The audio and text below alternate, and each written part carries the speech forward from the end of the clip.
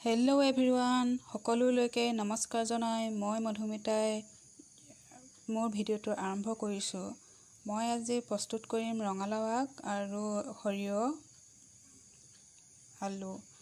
ৰঙালাও লৈ লৈছোঁ, ৰঙালাও আগ, এয়া হ'ল সৰিয়হ আৰু বগা সৰিয়হ আৰু ক'লা সৰিয়হ লৈছোঁ, মিক্স হৈ আছে। এয়া আলু, এফালে নহৰু আদা আৰু জলকীয়া। চাই থাকক কেনেকৈ প্ৰস্তুত কৰোঁ।